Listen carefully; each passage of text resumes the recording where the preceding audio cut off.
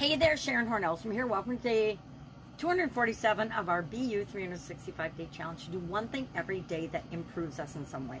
This month, this segment, we are focusing on the life framework area of communication. How do we communicate? How do we get our message across? How do we know that what we say, what we feel, what we hear, what we think, what we're trying to communicate is getting to the person we want to communicate it with?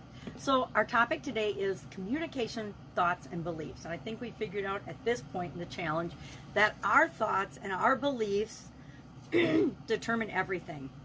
Everything is filtered through every experience. Everything we hear or see, every one of our senses is filtered through our thoughts and our beliefs, which are created excuse me, from our past experiences. So I looked up a bunch of fun, I was searching for, of course, communication-related thoughts and beliefs. And you get a lot of them. Whenever you search anything on the internet, you get the negative side of things.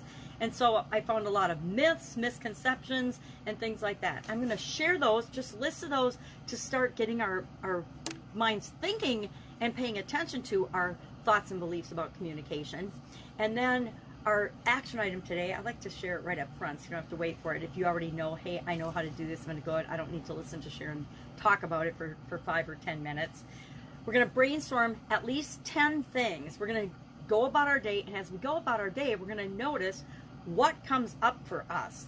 What are some of our communication-related thoughts and beliefs? Maybe it's, I don't understand, or people don't understand me. People never understand me.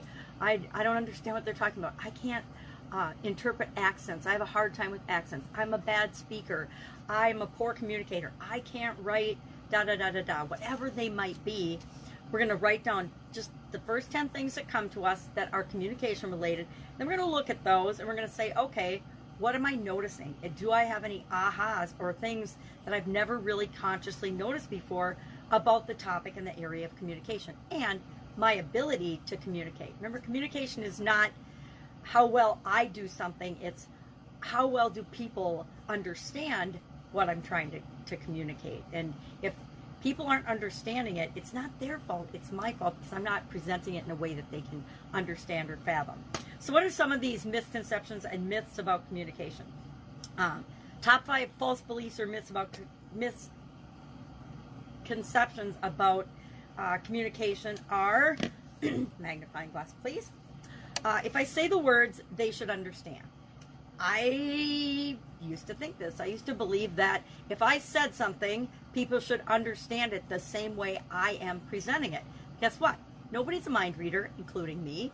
And so people don't know what's in our head. And if what we're saying and the words we're choosing and using are based on our experiences, that's assuming that they have had the exact same experiences and the same exact definitions and understandings of every single word we speak.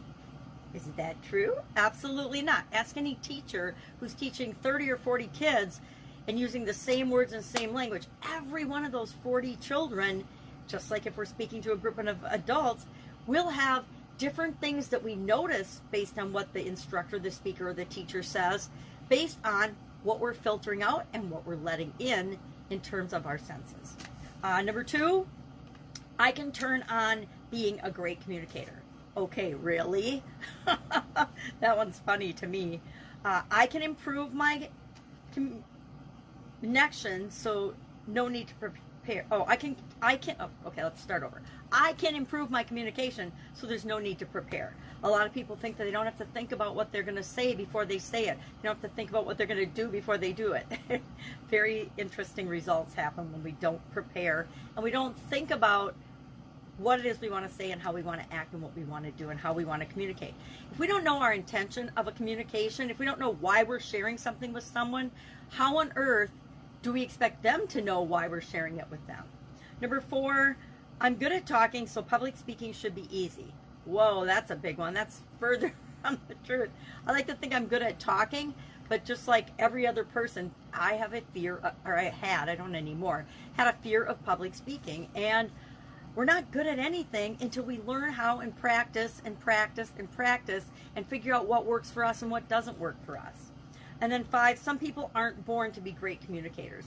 I don't believe that, and it's a misconception to me. I used to think that some people were just great at things and other people weren't. But the truth is, we're all born with a clean slate. And what we create and what we learn and what we choose to practice and get good at and make important to us are the things that we will become great at. Communication is the same way.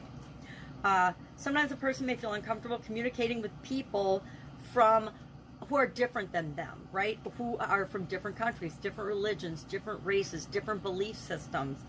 Look at all the political dialogue that's going on online and has been, at least a decade or more now, since the internet's inception, and the misinformation and miscommunication and assumptions about other people and the name calling and the bullying and the behavior that we would never accept in person. You'd never say some of the things to people's faces that you see online. Some other misconceptions are it's possible to be an effective communicator without being a good listener or having good listening skills. This is a huge one, at least for me personally. Listening is something that I know I have to work really hard to do. I pretty much stink at, and I have to continually improve and get better and better and better at that. Sharing information is the same as communicating. Do you believe that? Do you believe just because I share information or put something out there, that's communicating? Number 3, a message shared once and delivered through one medium will achieve the desired results. Anybody that's ever marketed or tried to sell anything knows that that's ridiculous, and that it takes multiple exposures to information before people actually let it in and get it, if it's right for them. If it isn't, they'll just keep filtering it out. It takes a lot of different modalities to reach different people because we're all different, right? And some things work sometimes for us, other things work other times. Makes life a little more complicated, but it also makes it a lot more fun and a lot more interesting. Some leader mistakes and leader misconceptions about communication. There isn't enough time to communicate well. In corporate America, I saw this a lot. In working with different business owners, I see this a lot. They are stretched so thin and trying to do everything themselves that they think that there isn't time to communicate. The truth is, if you communicated more, then you'd find the people that could help you do the things that you're trying to do everything yourself, and share and delegate some of the things that they're actually better at than you are. Because guess what? Everything we think we're the best in the world at, there are always people that are way better at it than we are. And once we let go of that desire and that need to control everything, life gets a whole lot easier, a whole lot simpler, and a whole lot more fun. And then what's another one? I'm already a good communicator. Most leaders, most people that you talk to believe that they're a great communicator or a good communicator already, and so why should they get any better? It's like the people we talk to that haven't learned anything since high school or college. Whenever they ended their formal education, that was it. They didn't study or learn or grow or continue to develop as human beings in any area or aspect of their life, or maybe just one area or aspect of their life, and they just think that they're the bee's knees, and it's kind of scary. But we can understand, we can help those people to grow by seeing themselves more clearly, just like we can see ourselves more clearly. The biggest myth about communication, I thought this was interesting and oh so true, is the illusion that communication has actually occurred, right? People assume, and I used to do this in relationships, especially in my marriage, was like, I assumed if I told my husband something, he heard it and would act accordingly. Oh my gosh, did that get us into a lot of trouble and a lot of fights, because like I was forgetting that he only would hear what he wants to hear. So if I was telling him something he didn't really want to hear or participate in, he would filter that out, and he would physically sometimes not even hear me, right? He might acknowledge that he heard me, but it went in one ear and out the other, and so the communication didn't happen. I thought it happened because I told him something, and he would swear when he missed an appointment or didn't do something I'd asked him to, he would swear that I never asked him or I never told him to.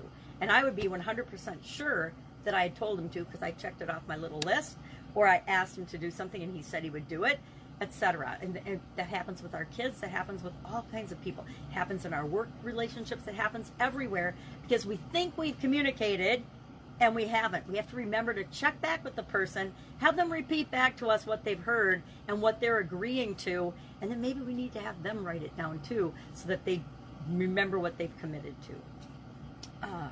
So today, what are we going to do? We're going to think about and notice what our thoughts and beliefs are about thinking, and not thinking, that's from mental. about communication. Am I a good, how do I feel I am as a communicator? We just covered that yesterday, the different modalities. Which ones did you rate yourself lowly on, and why did you rate yourself low? If I've had no experience with it or I've never done it, I rate myself low because it's something that I obviously up until this point have not even thought about consciously or been interested in. It's not bad or good, it just is what it is, and we can either do something with that or not. Maybe I never want to learn more sign language than to talk to my grandkids. Maybe I never want to learn how to do anything communication-wise with flags. It's like thinking I want to learn how to do smoke signals. Nope, not important, not appropriate, would be a waste of time and energy. Unless you're super curious about it, then go ahead. So, 10 things, 10 thoughts and beliefs, and then, for extra credit, ask yourself, is this, write them down, and then just look at the list and say, for each one, is this true? Is it 100% true? What if it's not true? What might be possible? All right, have an awesome day. Any questions, hit me up. Otherwise, I'll be with you tomorrow. We're going to talk about communication some more, and we're going to start to really focus in and hone in on and get ready to do the SOAP framework this coming week. All right, have an awesome day. Bye.